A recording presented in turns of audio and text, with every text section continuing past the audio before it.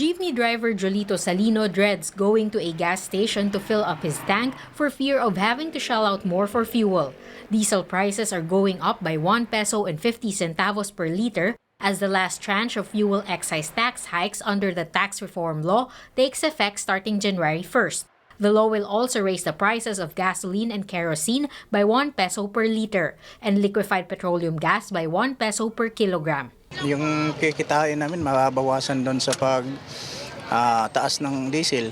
Since the tax reform law took effect in 2018, the tax on diesel has reached 6 pesos per liter. Gasoline prices are also up by 10 pesos a liter due to the excise tax. Prices for kerosene and LPG have also gone up by 5 pesos and 3 pesos respectively over the past 2 years. But while higher excise taxes are already in effect, the Energy Department reminds gas stations they can't raise fuel prices until they've used up their old stocks.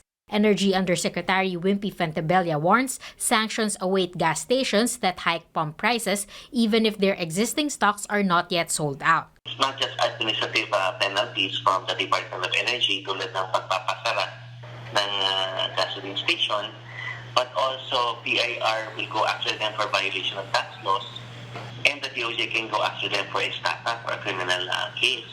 With the continued rise in fuel prices, 5 transport groups are set to file a petition for a provisional fare increase later this month.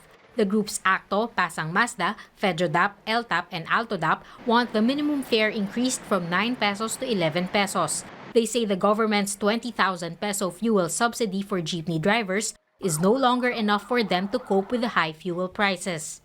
Ang benchmark namin sa 9 pesos is 40 to 42. Mag-45, 50 to 16. Yun ang pinangangambara. Ang mawawala pong kikitain ng driver dito, mga nasa kulang-kulang 100 piso isang araw.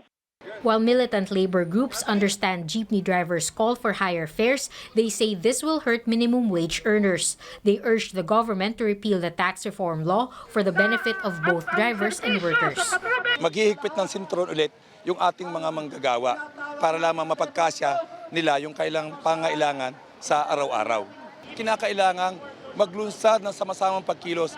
With the inevitable rise in fuel prices due to the tax reform law, the Energy Department urges motorists to check which gas stations offer the lowest fuel prices so they can make the most out of their budget for gas. Cian Arcangel, CNN, Philippines.